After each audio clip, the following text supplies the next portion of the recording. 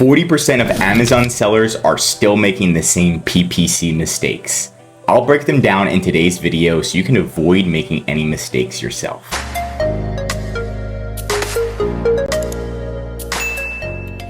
You can see right here, we know what we're doing when it comes to ads. Our client spent only $158 in the last 30 days and made $2,000 in return, 6% ACoS, 14.52 ROAS. Pretty darn good. Now, the first thing we want to dive into is not splitting up an auto campaign from close, substitute, complementary, loose match.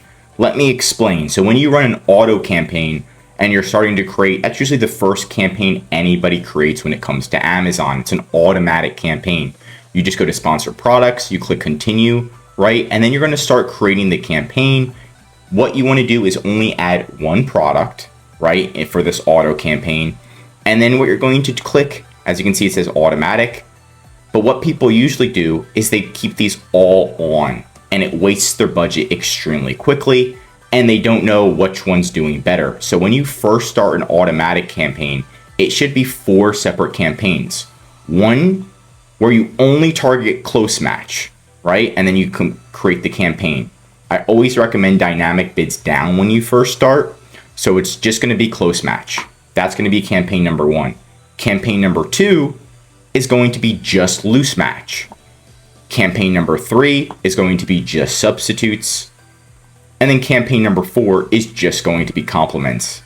If you combine them all together, usually what's going to happen is it spends a lot of money in like loose match or just close match. And you're not seeing, maybe complements could be a very, very low ACoS. Or substitutes could be. So you want to analyze those. And that's the first thing. When you do create these campaigns that are completely separate, I usually like to start with just $5 a day or $10 a day. That way, if it's not doing good after 14 days, you can just shut it off. But most likely, if you separate the campaigns, one just close match, one just loose match, one just substitute, one just complement, you'll see that one of them does extremely better than the other ones, and you can double down on that one and turn off the other ones, or at least reduce their budget. Tip number 2 is not running a check of your listing before running ads. This is one of the biggest things everybody skips over, is actually looking at your own listing, right? If your own listing doesn't have any reviews, or the reviews are really bad, you're going to get a lot of clicks, but people aren't going to trust your product. So they're going to click off, and that's going to just waste a lot of money. AKA your ads are going to do very bad, right?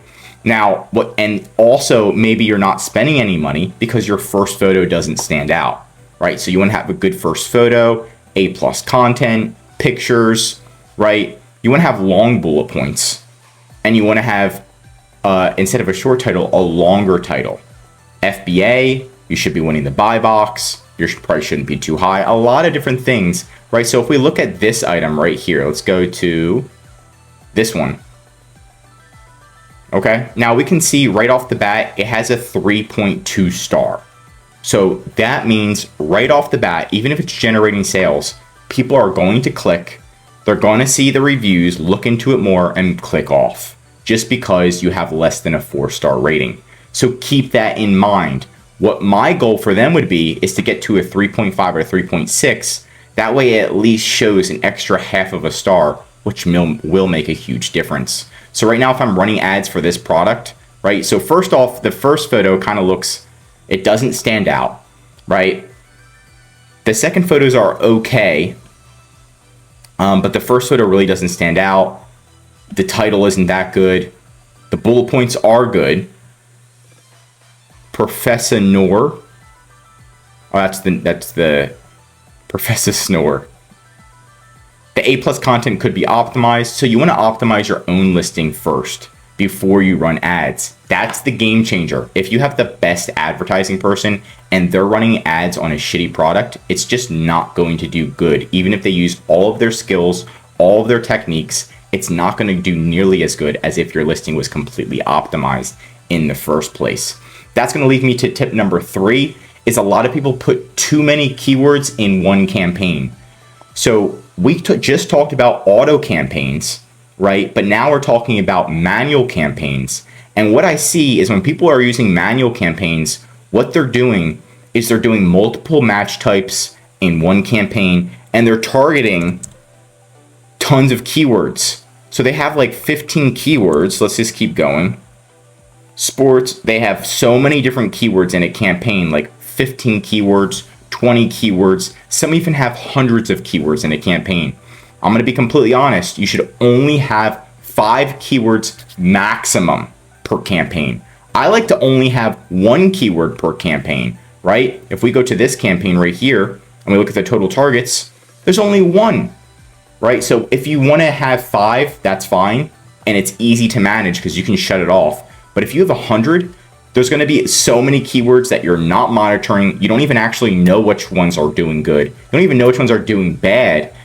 Some of them aren't even ever going to be spending money because you're not even looking into them. So that's a huge issue, is if you have so many keywords per manual campaign, really think about it and just have 5 keywords per manual campaign maximum.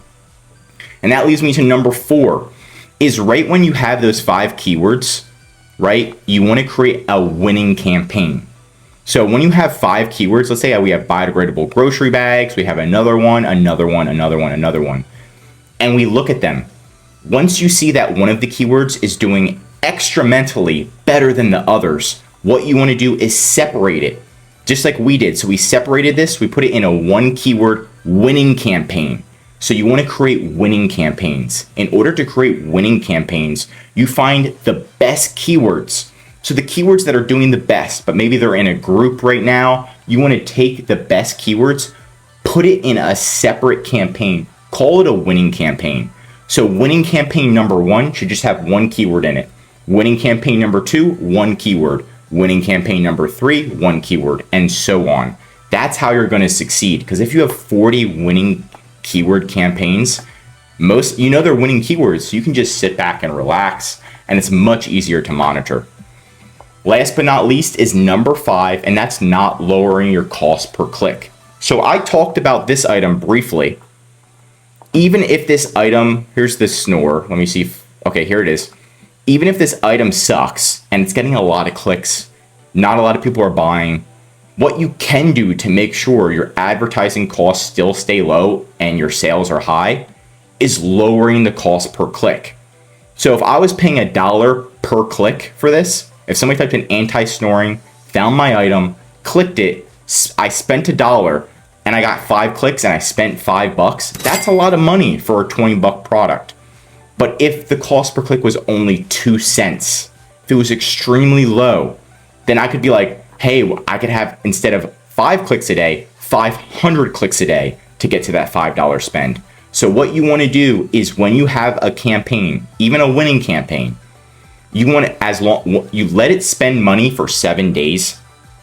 After that, you want to slowly lower it below the suggested bid, right? So Amazon's algorithm is pretty much who's running ads the longest. So what you want to do is like every week come in and just decrease the bid very slowly by around like 5 cents. So now I'm going to lower this to 145. And now I'm slowly getting this to half the price. My goal is to get this to half the price. Then my ROAS would double. My ACoS would completely go down. So we want to get that bid down as low as possible. You want to be monitoring this and only do it by a very, very small amount each week. If you do it too fast, the campaign will stop. If you lower it too low, it might stop again. But what you want to do is just slowly lower it, and you'll notice that the spend is the same, the cost per click is a lot lower, and that means your ROAS and your ACoS are a lot better. So this is another trick I see a lot of people not doing, and they're not doing it because they have too many keywords in a campaign or too many campaigns, right? So just try to minimize and focus. But that's it for today's video. Want more Amazon videos? Tell me what to cover next in the comments. If you learned something new, drop a like. And if you're an Amazon seller, I highly recommend subscribing to our channel because we're giving away great content that's going to help you in your Amazon journey. And of course, if you need any help with increasing sales, anything mentioned in this video, or just help selling on Amazon, contact us right in the description, EHP Consulting Group. Also, one of our most popular services is our Amazon Advertising Account Management Service. This is where we're going to go into your account, We're going to optimize all of your ads, organize them all. We're going to even name them so that way you know exactly what the campaign is, what it's for, what products it's for. And then of course, we're going to be looking at your listings to make sure your listings are completely optimized. So that way your cost per click is lowers, your ACoS is low, and your ROAS is high. AKA, you want your sales high and your spend low. We're here to help. Contact EHP Consulting Group. I'm Josh Hackett, CEO of EHP Consulting Group, and I'm signing out.